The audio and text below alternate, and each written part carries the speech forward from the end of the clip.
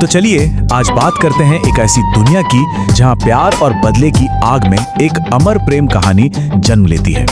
आज हम fantasy drama नागिन के पहले सीजन की इस शानदार कहानी की हर एक परत को खोलकर दिखेंगे। पूरी कहानी बस एक सवाल के इर्द गिर्द घूमती है। क्या ये सिर्फ एक नागिन के इंतकाम की दास्तान है या फिर एक ऐसी मोहब्बत की कहानी जो हर मुश्किल को पार कर जाती है? और इसकी शुरुआत होती है धोखे और विश्वासघात से भरी एक बेहद खौफनाक रात से। अच्छा, इस कहानी को पूरी तरह से समझने के लिए सबसे पहले इसकी हीरोइन को समझना होगा, जो है एक इच्छाधारी नागिन। मतलब एक ऐसा पौराणिक जीव जो जब चाहे इंसान का रूप ले सकता है और जिसकी जिंदगी का मकसद ही प्यार, बदला और सबसे बढ़कर पवित्र नागमणि की रक्षा करना है। तो कहानी शुरू होती है उस भयानक रात से जब शिवन्या के माता पिता की उस चमत्कारी नागमणि के लिए बेरहमी से हत्या कर दी जाती है। ये कोई मामूली हादसा नहीं था, बल्कि एक बहुत बड़ी और गहरी साजिश थी जिसने शिवन्या के दिल में सिर्फ एक ही आग जलाई, और वो थी बदले की आग। शिवन्या अपनी आंखों से 5 में से 3 हत्यारों को देख लेती है, जिनका लीडर था एक अमीर बिजनेसमैन अंकुश रहेजा। लेकिन 2 चेहरे वो अब भी एक राज थे। बस यहीं से शिवन्या अपनी चचेरी बहन शेषा के साथ मिलकर अपने माँ बाप के कातिलों को ढूंढकर खत्म करने का एक खतरनाक मिशन शुरू करती है।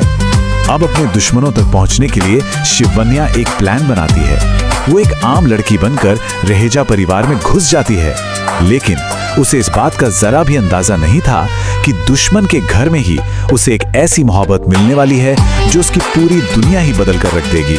शिवन्या अंकुश के बेटे ऋतिक से शादी कर लेती है, जो दिल का बहुत अच्छा है।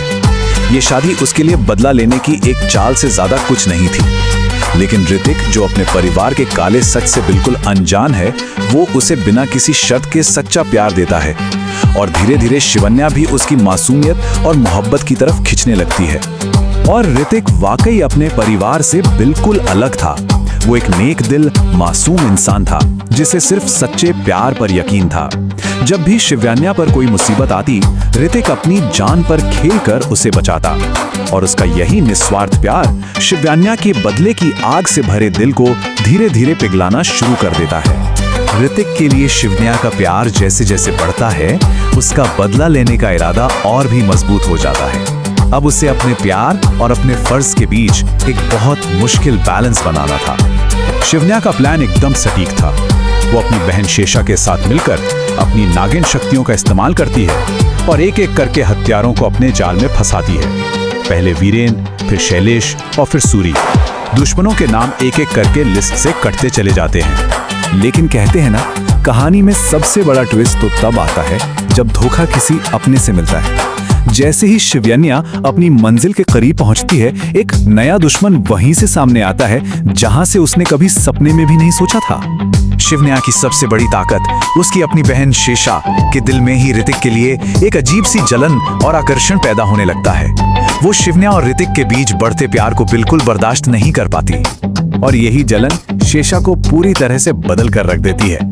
जो बहन कभी उसकी सबसे बड़ी हमराज थी, अब वो उसकी सबसे बड़ी दुश्मन बन जाती है। एक ऐसी दुश्मन जो ऋतिक को पाने के लिए किसी भी हद तक जा सकती है।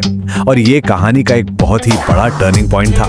तो सोचिए, 3 कातिल मारे जा चुके हैं, सगी बहन दुश्मन बन गई है, और इन सब के बीच शिवन्या अब भी आखिरी 2 मास्टरमाइंड्स को ढूंढ रही है जिन्होंने ये सारा खेल रचा था। लेकिन सबसे बड़ा सवाल तो ये था कि इस पूरी साजिश के पीछे का असली सबसे ताकतवर चेहरा आखिर है कौन? इसका जवाब ऋतिक की जिंदगी और शिवन्या के मिशन दोनों की बुनियाद हिलाकर रखने वाला था। और फिर वो चौंकाने वाला सच सामने आता है जिसने सबके होश उड़ा दिए। इस पूरी साजिश की मास्टरमाइंड कोई और नहीं बल्कि यामिनी थी, अंकुश की पत्नी, और वो औरत जिसे ऋतिक हमेशा से अपनी मां मानता आया था। मतलब यामिनी की पूरी जिंदगी ही एक बहुत बड़ा झूठ थी। वो ना तो ऋतिक की असली मां थी और ना ही उसे ऋतिक से कोई मतलब था। असल में वही शिवन्या के माँ बाप की असली कातिल थी, और उसका सिर्फ एक ही मकसद था, नागमणि हासिल करना। उसने ऋतिक को भी सिर्फ इसलिए गोद लिया था क्योंकि वो सूर्यवंशी राजघराने का वारिस था और सिर्फ वही नागमणि को छू सकता था।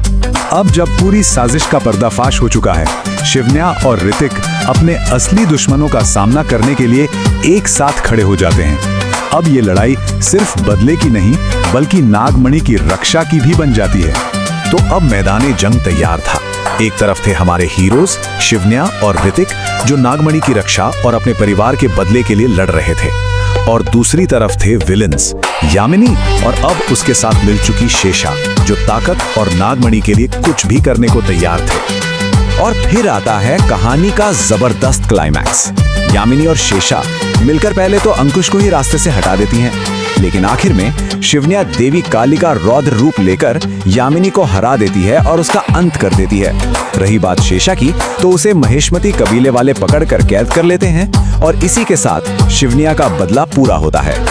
अपना बदला पूरा करने के बाद शिवन्या के पास एक चॉइस थी, इंतकाम या मोहब्बत, और वो मोहब्बत को चुनती है।